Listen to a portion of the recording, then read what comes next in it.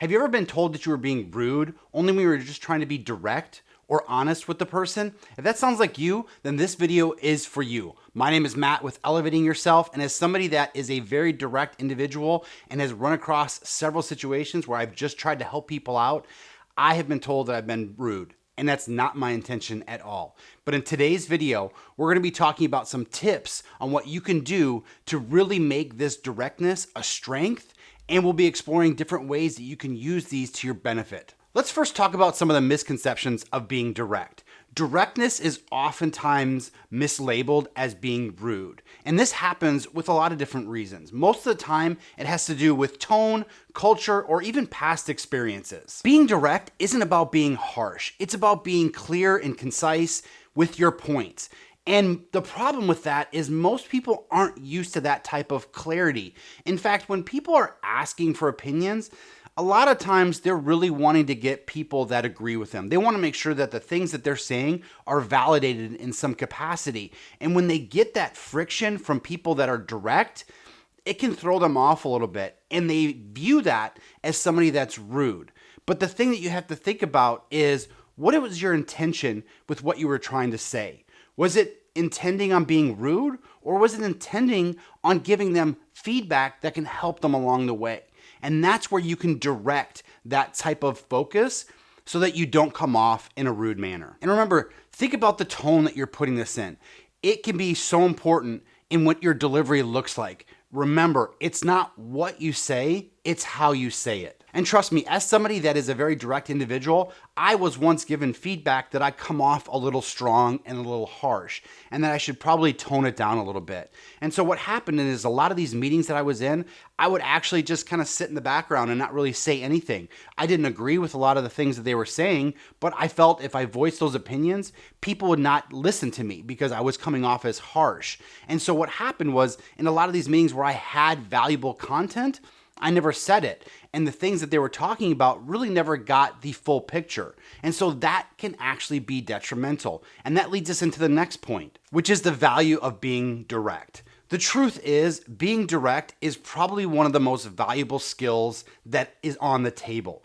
This allows you to give specific feedback to the individuals around you so that they can make adjustments to whatever they're trying to do very quickly.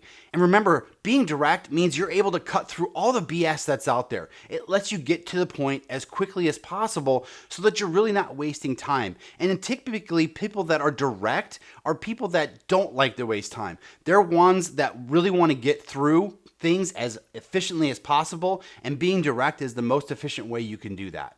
With this type of skill set, you're able to gain clarity, get to resolutions that much faster, and in most instances, build strong relationships.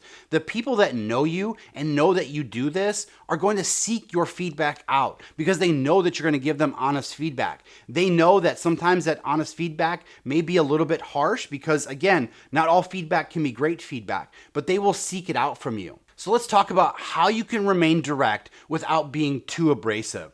First off, it's about tone. You want to remain in a calm, neutral tone. This is very, very important because the more stern you start to get in your tone, the more it's going to come off as you really not liking something or you just trying to be a jerk. And you don't want that. As soon as people start to feel that in you, they will just stop listening to you altogether. Next is using I statements, not you statements. You don't want to tell somebody you're doing this wrong. You want to say, I've noticed this, and it's something that I feel that can make this even better.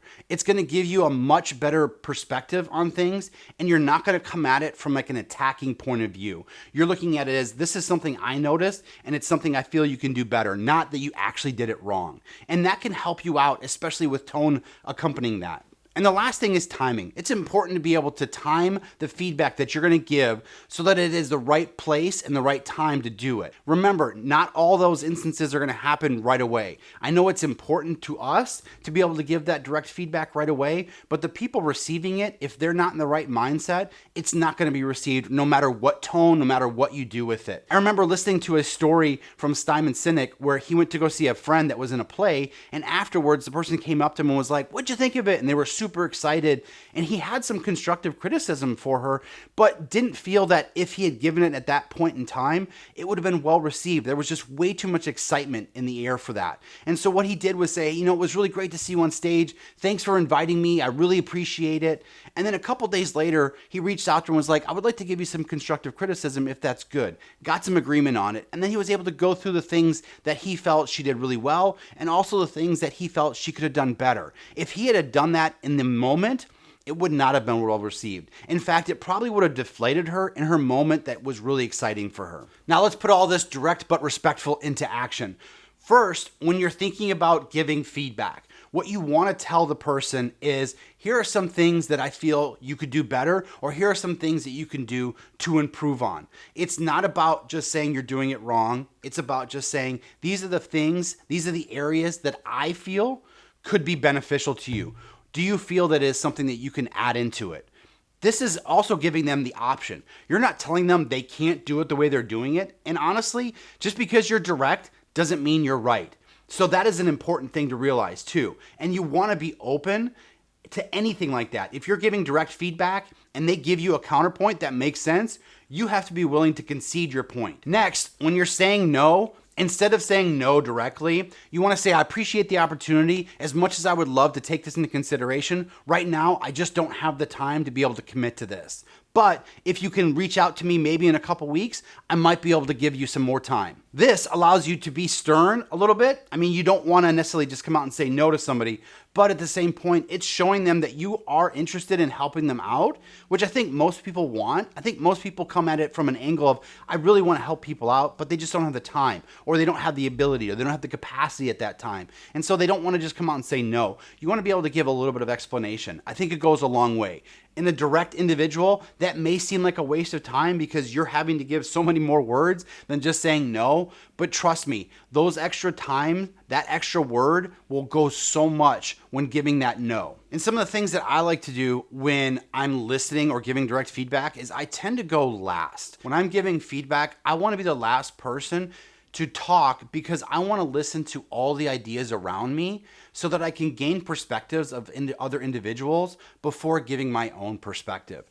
And when delivering information, I think it's important that you say, I really like what you said there, or this is something that I feel you did really well. Something that I think might help you along the way is this, and give them that feedback, or this is my perspective on the situation. That is a great way of looking at it because you're not saying that their perspective is wrong.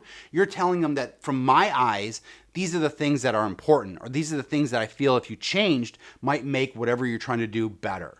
This gives the listener opportunity to, one, recognize that you hear what they're saying and that you feel that their ideas are valid. They may not be right, but they are valid. And it also lets you get your perspective in so that when they hear your idea, they're not looking at it as their idea is bad.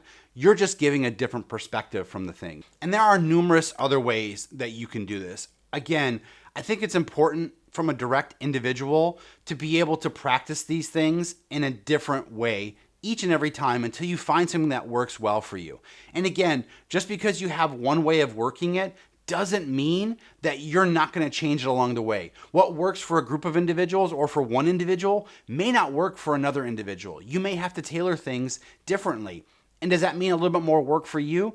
It does. But in the end, your direct feedback is the thing that's going to be most valuable. And so don't worry about the extra work that you might have to put in, because trust me, the more ideas you're able to share and get across, the better you're going to be. You're not going to get frustrated. You're not going to feel left out. You're not going to feel attacked. You're not going to feel like your opinion doesn't matter. You're not going to feel like people are just hating you because you're being direct. Because again, just being direct doesn't mean you're being rude. And that was the thing that really helped me out along the way when I was given that feedback a long time ago, is I read this article that said, are you being direct or are you being rude? And I wasn't trying to come at it from a rude perspective. And I wasn't going into conversations like, that was the dumbest idea I've ever heard. Please stop talking. It's important to be thinking about what your intention is with the feedback and go at it from a calm manner. Go at it with a good tone. If you remain calm, if your timing is right, and if your tone is right, you should be able to deliver good feedback directly in the way that means the most to you and will get the most out of the situation. Don't forget that. Thanks for watching today. I hope you were able to take away some really good things that'll help you along the way when building this skill. Remember, it is a skill. It is not a flaw. Don't let anyone tell you that. Just because you might be a little bit different than others, just because you might be direct, doesn't mean it's a bad thing. People just aren't used to it. But I can tell you from experience, it will help you out tremendously. If you haven't had a chance, check out some of the videos I've got posted. Give me some feedback. I'd love to hear from you. Remember, elevating yourself to the next level starts with just a single step. Take that step today. We'll see you next time.